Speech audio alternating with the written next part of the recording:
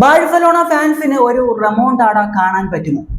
Barcelona champions ലീഗിന്റെ quarter final first leg മത്സരത്തിൽ എതിരില്ലാത്ത 2 ഗോളുകൾക്ക് അത്ലറ്റിക്കോ മാഡ്രിഡുമായിട്ട് സ്വന്തം മൈതാനത്ത് തോറ്റിരിക്കുകയാണ്. അപ്പോൾ സെക്കൻഡ് ലെഗിൽ ബാഴ്സലോണയ്ക്ക് ഒരു റെമോണ്ടാഡ, ഒരു തിരിച്ചുവരവ് നടത്താൻ പറ്റുമോ? അത്ലറ്റിക്കോ മാഡ്രിഡിനെതിരെ അവരുടെ ഹോം ഗ്രൗണ്ടിൽ മെട്രോപൊളിറ്റാനോയിൽ ഒരു തിരിച്ചുവരവ് നടത്താൻ കഴിയും. അതാണ് നമ്മൾ ഈ ഒരു വീഡിയോയിലൂടെ നോക്കാൻ പോകുന്നത്.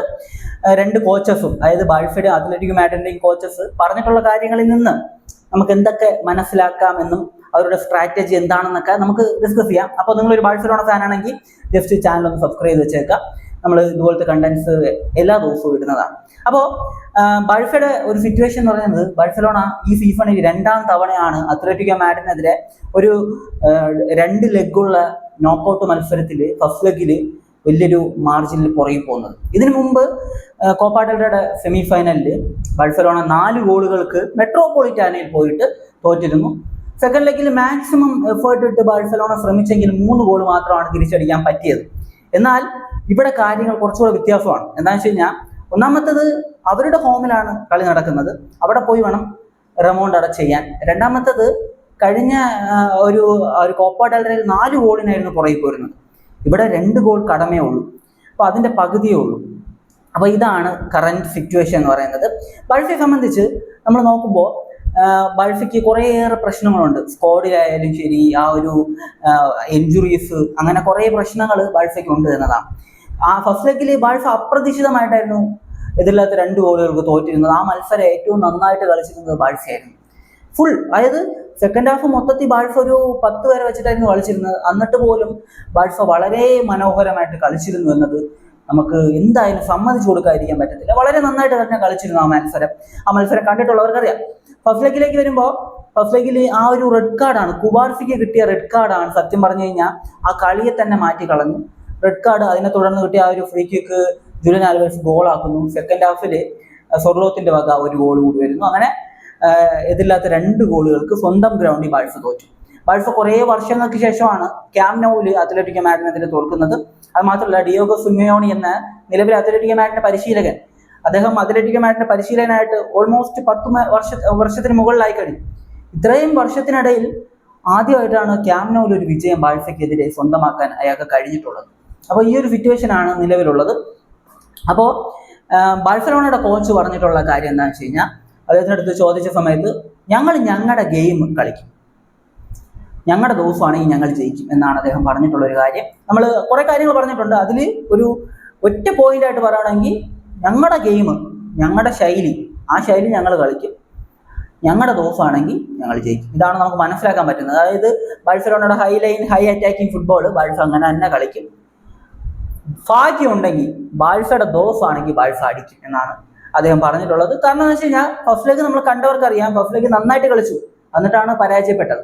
അപ്പോൾ അത്ലറ്റിക്കോ മാഡ്രിഡിന്റെ കോച്ചായിട്ടുള്ള ഡിയോഗോ സിമിയോണി പറഞ്ഞിട്ടുള്ളത് എന്താണെന്ന് വെച്ച് കഴിഞ്ഞാൽ, എനിക്കൊരു പ്ലാൻ ഉണ്ട്, ആ പ്ലാന് ഞാൻ ബാഴ്സയ്ക്കെതിരെ നടത്തും, വേറെ ചർച്ചകളും കാര്യങ്ങളൊന്നുമില്ല, ഒറ്റ പ്ലാൻ, അത് ഞങ്ങൾ നടപ്പിലാക്കുമെന്നതാണ്. എന്തായിരിക്കും പ്ലാന്? ഡിയോഗോ സിമിയോണിയുടെ പ്ലാൻ എന്തായിരിക്കും? കൊച്ചു പിള്ളേർക്ക് വരെ അറിയാം ഡിയോഗോ സിമിയോണിയുടെ പ്ലാൻ എന്തായിരിക്കും. ഇതിനു മുമ്പ് നമ്മൾ പലതവണ കണ്ടിട്ടുള്ളതാണ്. ഫസ്റ്റ് ലെഗിൽ ഒരു നല്ല സ്കോർ മാർജിനിൽ ഒരു ലീഡ് സ്വന്തമാക്കിയിട്ടുണ്ടെങ്കിൽ, സെക്കൻഡ് ലെഗിൽ ഉറപ്പായിട്ടും 2 ബസ് കൊണ്ട് അങ്ങ് പാർക്ക് ചെയ്യും. പാർക്ക് ദ ബസ്, അത്രേ ചെയ്യത്തുള്ളൂ. അപ്പോൾ പാർക്ക് ദ ബസ് ചെയ്യും, സെറ്റായിട്ട് കളിക്കും. അതായത് മൊത്തത്തിൽ എല്ലാവരും അങ്ങ് ഡിഫൻസ് നിൽക്കും, കളി അങ്ങ് തൂക്കും. ചില സമയങ്ങളിൽ വാരിക്കോരി വാങ്ങിക്കെട്ടി വെളിയിലും പോകും. ഇത് നമ്മൾ കണ്ടിട്ടുള്ളതാണ്. ജുവന്റസിനെതിരെയൊക്കെ ഫസ്റ്റ് ലെഗിൽ ജയിച്ചിട്ട് സെക്കൻഡ് ലെഗിൽ എന്ത് സംഭവിച്ചു ഞാൻ പറയേണ്ടതില്ല. അപ്പോൾ ഇതുപോലത്തെ സംഭവം സംഭവിച്ചിട്ടുണ്ട് ഇതിനു മുമ്പ്. അപ്പോൾ നമ്മൾ നോക്കുന്ന സമയത്ത് 2 ഗോൾ മാർജിൻ എന്ന് പറയുന്നത് അത്ര വലിയൊരു മാർജിനൊന്നുമല്ല. ഒരു 90 മിനിറ്റ്സിൽ 2 ഗോൾ അടിക്കാൻ പറ്റത്തില്ലെന്ന് ചോദിച്ചു കഴിഞ്ഞാൽ ബാഴ്സയാണ്. ബാഴ്സയുടെ ഗെയിം സ്റ്റൈൽ വെച്ചിട്ട് ബാഴ്സയ്ക്ക് ഒരു 4-5 ഗോളൊക്കെ ഈസിയായിട്ട് അടിക്കാൻ പറ്റും. പക്ഷെ പ്രശ്നം എന്താണെന്ന് വെച്ച് കഴിഞ്ഞാൽ, ഗോൾ കൺസീഡ് ചെയ്യും എന്നതാണ്. ബാഴ്സയെ സംബന്ധിച്ച് ബാഴ്സയുടെ ഡിഫൻസിൽ വളരെ കൺസിസ്റ്റന്റ് ആയിട്ട് നന്നായിട്ട് കളിച്ചിട്ടിരുന്ന ഒരു പ്ലെയറാണ് പൗ കുബാർസി. ആൾക്ക് കഴിഞ്ഞ മാച്ച് റെഡ് കാർഡ് കിട്ടി. അപ്പോൾ ആൾ ഈ മാച്ച് കളിക്കാനില്ല. പകരം എറിക് ഗാർഷ്യ ആയിരിക്കാം കളിക്കുന്നത്, എനിക്കറിയാൻ മേല. ഇനി ഇവര് വേറൊരാളുണ്ടല്ലോ, റൊണാൾഡോ അറോജോ, അങ്ങനെ കളിപ്പിക്കുമെന്ന് എനിക്കറിയാൻ വയ്യ. എറിക് ഗാർഷ്യ കളിക്കാനുള്ള സാധ്യതയാണ് ഞാൻ കാണുന്നത്. ജെറാർഡ് മാർട്ടിനും എറിക് ഗാർഷ്യയും. കഴിഞ്ഞ മാച്ചിൽ ജെറാർഡ് മാർട്ടിന് ഒരു ഇഞ്ചുറി പറ്റിയിട്ടുണ്ട്. പക്ഷെ അതൊരു വലിയ ഇഞ്ചുറി ആണെന്ന് പറഞ്ഞിട്ടില്ല, ഒരിടത്തും വന്നിട്ടില്ല വലിയൊരു ഇഞ്ചുറി ആണ്, അടുത്ത മാച്ച് കളിക്കത്തില്ല, അങ്ങനെയൊന്നും വന്നിട്ടില്ല. ആള് തന്നെ ആയിരിക്കും സ്റ്റാർട്ട് ചെയ്യാൻ സാധ്യത. അപ്പൊ ഈ രീതിയിലാണ് ഇപ്പോൾ കാര്യങ്ങൾ പോയിക്കൊണ്ടിരിക്കുന്നത്. ബൾഫിയെ സംബന്ധിച്ച് ഈ ഒരു പാർക്ക് ദ ബസ് എന്ന് പറയുന്ന ആ സ്ട്രാറ്റജി, അത് പൊട്ടിക്കാൻ പറ്റാത്ത സ്ട്രാറ്റജിയേ അല്ല. ആ ഒരു സ്ട്രാറ്റജി ഈസി ആയിട്ട് പൊട്ടിക്കാൻ പറ്റും. പക്ഷേ നമ്മൾ മനസ്സിലാക്കേണ്ട കാര്യം, ഒരു ടീം പാർക്ക് ദ ബസ് കളിക്കുന്നുണ്ടെങ്കിൽ ആ ടീമിനെതിരെ ഉപയോഗിക്കേണ്ട ആ ഒരു ഫസ്റ്റ് സ്ട്രാറ്റജി എന്ന് പറയുന്നത് മാക്സിമം പെട്ടെന്ന് തന്നെ ഗോൾ കണ്ടെത്തുക എന്നതാണ്. കാരണം പാർക്ക് ദ ബസ് എന്ന ആ ഒരു സ്ട്രാറ്റജി നിങ്ങൾ ഏത് ടീമിനെതിരെയും കളിച്ചിട്ടുള്ളത് എടുത്തു നോക്കിക്കഴിഞ്ഞാൽ നിങ്ങൾക്ക് അറിയാൻ പറ്റും. ഏത് ടീമിനെതിരെ എടുത്തു നോക്കുക, അവർ എത്ര സമയം ഗോൾ കൺസീഡ് ചെയ്യാതിരിക്കുന്നോ അത്രയും സമയം ആ ഒരു സിസ്റ്റം സ്ട്രോങ് ആയിക്കൊണ്ടേയിരിക്കും. കളിയുടെ അവസാനം 20 മിനിറ്റ് ഒക്കെ വരുമ്പോൾ ഗോളേ അടിക്കാൻ പറ്റില്ല. കഴിഞ്ഞ ബാഴ്സലോണ അത്ലറ്റിക്കോ മാഡ്രിഡ് ക്യാമ്പ് നൗവില് ബാഴ്സ 3 ഗോളിന് ജയിച്ച മാച്ചുണ്ട്. ആ മാച്ച് എടുത്ത് നോക്കിയാൽ അറിയാം, അവസാനത്തെ ഒരു 20 മിനിറ്റ് ഗോളടിക്കാൻ പറ്റിയിട്ടില്ല ബാഴ്സയ്ക്ക്. കാരണം പറ്റത്തില്ല, പാർക്ക് ദ ബസ് കളിക്കുന്ന ഒരു ടീമിനെതിരെ അവസാനം 20 മിനിറ്റ് ഗോൾ അടിക്കാൻ പറ്റത്തില്ല. അപ്പൊ അതിനു മുമ്പ് മാക്സിമം കളി തുടങ്ങി ആദ്യത്തെ ഒരു 25-30 മിനിറ്റിനകത്ത് 2 ഗോൾ അടിക്കാൻ പറ്റിയ അടിച്ച്, അത് കഴിഞ്ഞ് ഒരിടമെങ്കിലും മിനിമം അടിക്കാൻ പറ്റിയ അടിച്ചു. ഇല്ല അല്ലാത്ത പക്ഷം ഈ ഒരു സിസ്റ്റം സ്ട്രോങ് ആയിക്കൊണ്ടേയിരിക്കും. ഓരോ മിനിറ്റും ഓരോ സെക്കൻഡും കഴിയും തോറും പാർക്ക് ദ ബസ് സിസ്റ്റം ഇങ്ങനെ സ്ട്രോങ് ആയിക്കൊണ്ടേയിരിക്കുന്ന ഒരു സിസ്റ്റമാണ്. അപ്പോൾ അതിങ്ങനെ സ്ട്രോങ് ആയിക്കൊണ്ടേ ഇരിക്കുന്നത് കൊണ്ട് തന്നെ നമുക്ക് ഗെയിമിന്റെ അവസാന സമയത്തേക്ക് എത്തുമ്പോൾ ഗോൾ അടിക്കാൻ പറ്റത്തില്ല എന്നതാണ്. പിന്നെ നമ്മൾ നോക്കുന്ന സമയത്ത് ഒരു ടീമിന്റെ സ്ക്വാഡ് എങ്ങനെ വേണമെന്ന് വെച്ച് കഴിഞ്ഞാൽ, ഒരു പ്ലെയറിന് ഇഞ്ചുറി പറ്റി, പകരം ഒരു പ്ലെയറിനെ കളിപ്പിക്കുമല്ലോ, ആ പ്ലെയറിനെ സബ് ചെയ്യാൻ പറ്റണം. ആ പ്ലെയറിനെ സബ് ചെയ്തിട്ട് വേറെ പ്ലെയറിനെ ഇറക്കാൻ പറ്റണം. അങ്ങനത്തെ ഒരു സ്ക്വാഡല്ല ബാഴ്സയ്ക്കുള്ളത്. ബാഴ്സയുടെ സ്ക്വാഡിൽ നോക്കി കഴിഞ്ഞാൽ മിക്ക പൊസിഷനിൽ 2 പ്ലേയേഴ്സേ ഉള്ളൂ. ലെഫ്റ്റ് വിങ്ങർ റാഫീഞ്ഞ, അതുപോലെ തന്നെ റാഷ്ഫോർഡ്. റാഫീഞ്ഞയ്ക്ക് ഇഞ്ചുറി പറ്റി, റാഫീഞ്ഞ ഇല്ല, റാഷ്ഫോർഡ് കളിക്കുന്നു. റാഷ്ഫോർഡിനെ മാറ്റി ആരെ ഇറക്കും? വേറൊരു ലെഫ്റ്റ് വിങ്ങർ ഉണ്ടോ? ഇല്ല. റൈറ്റ് വിങ്ങിൽ യമാലെ മാറ്റി കഴിഞ്ഞാൽ റൈറ്റ് വിങ്ങിൽ ഇറക്കാൻ പറ്റുന്ന മറ്റൊരു പ്ലെയർ എന്ന് പറയുന്നത് റൂണി ബാൾജിയാണ്. ആള് പ്രൂവണാണ്, ആള് ഗോളൊക്കെ അടിച്ചിട്ടുണ്ട്. പക്ഷെ ഇപ്പോഴും സ്ഥിരമായിട്ട് കളിപ്പിക്കാൻ പറ്റുന്ന ലെവലിലേക്ക് ആൾ എത്തിയിട്ടില്ല. അപ്പൊ റൂണി ബാൾജ്. സെന്റർ ഫോർവേഡിൽ ലെവൻഡോസ്കി ഉണ്ട്, ലെവൻഡോസ്കിക്ക് പകരം ഫെറാൻ ഉണ്ട്. വേറെ ആരുണ്ട് സെന്റർ ഫോർവേഡ്? ആളില്ല. പിന്നെ ഡാനി ഓൽമോനെ വേണമെങ്കിൽ കളിപ്പിക്കേണ്ടി വരും. അറ്റാക്കിംഗ് മിഡ് 2 പേരാണ്, ഡാനി ഓൽമോവും അതുപോലെ തന്നെ ഫെർമിൻ ലോപ്പസും. വേറെ ആളുണ്ടോ? ഇല്ല. ഇതാണ് യഥാർത്ഥത്തിൽ ബാഴ്സയുടെ പ്രശ്നം എന്ന് പറയുന്നത്. സ്കോർ ഡെപ്ത് ഭയങ്കര പൂവർ ആയിട്ടുള്ള ഒരു സ്കോർ ഡെപ്ത് ആണ്. ഇനി ബാഴ്സ നേരിടുന്ന മറ്റൊരു പ്രശ്നം എന്താണെന്ന് വെച്ച് കഴിഞ്ഞാൽ, ബാഴ്സയെ സംബന്ധിച്ച് ഈ ഒരു ചാമ്പ്യൻസ് ലീഗിൽ മാത്രമല്ല അവർ ഫോക്കസ് ചെയ്യേണ്ടത്, അവർ ലാ ലീഗിലും ഫോക്കസ് ചെയ്യണം. ഈ ഒരു പ്രശ്നമാണ് സത്യം പറഞ്ഞു കഴിഞ്ഞാൽ ഏറ്റവും വലിയ പ്രശ്നം.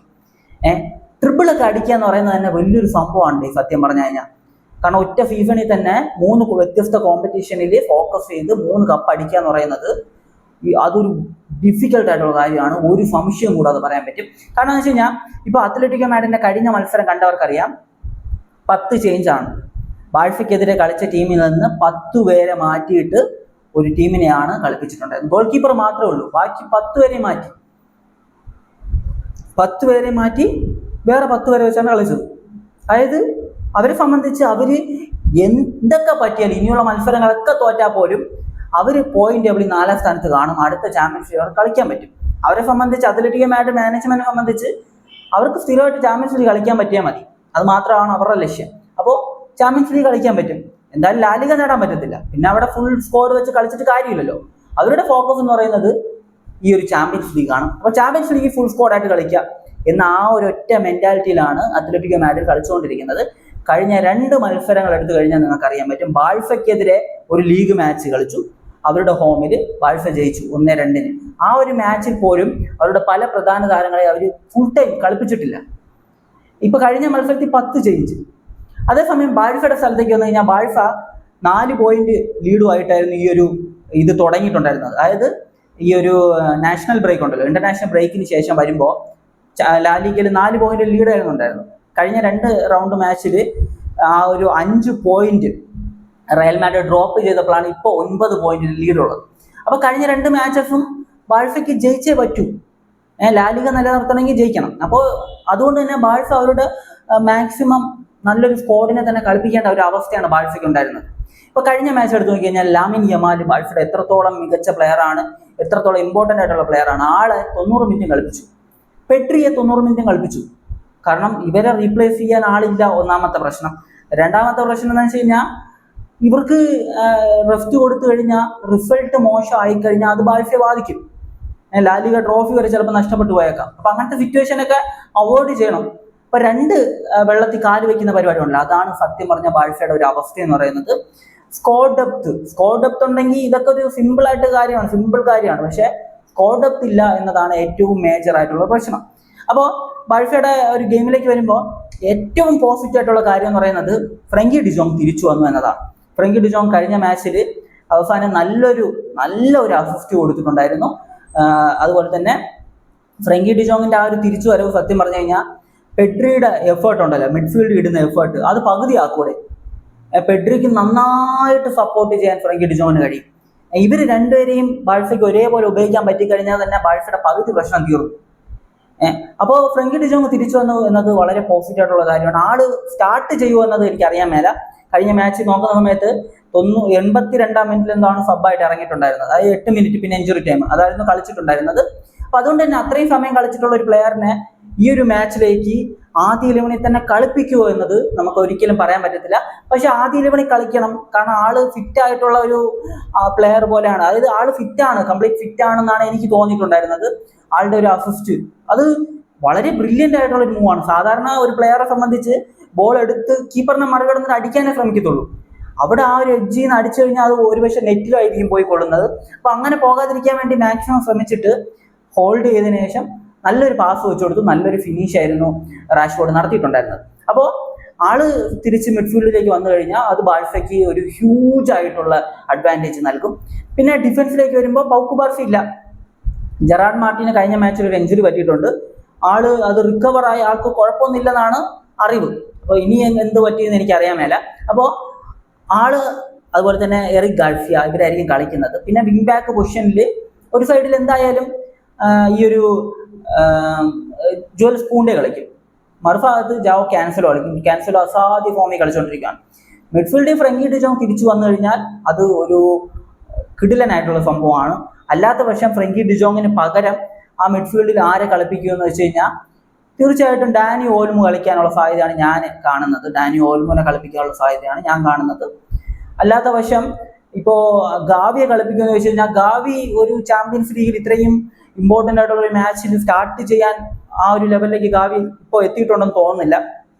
ഒരുപക്ഷെ ബാഴ്സ ജയിച്ചിട്ട് ബാഴ്സ സെമിയിലേക്ക് പോയി കഴിഞ്ഞാൽ ഒരുപക്ഷെ ഗാവി സ്റ്റാർട്ട് ചെയ്യാനുള്ള സാധ്യതയുണ്ട്. കാരണം ഗാവിക്ക് ഇനിയും ടൈം കിട്ടണം. കഴിഞ്ഞ മാച്ചിലാണ് ആൾ സ്റ്റാർട്ട് ചെയ്തിട്ടുള്ളത്. ഈ സീസണിൽ ആൾ സ്റ്റാർട്ട് ചെയ്ത മാച്ച്, ആ ഒരു ഇഞ്ചുറിക്ക് ശേഷം ആൾ സ്റ്റാർട്ട് ചെയ്ത മാച്ച് കഴിഞ്ഞ മാച്ചാണ്. അപ്പൊ അതൊക്കെ കൊണ്ട് തന്നെ ഗാവിയെ കളിപ്പിക്കുന്നത് അത്ര മികച്ചൊരു കാര്യമായിരിക്കും തോന്നുന്നില്ല.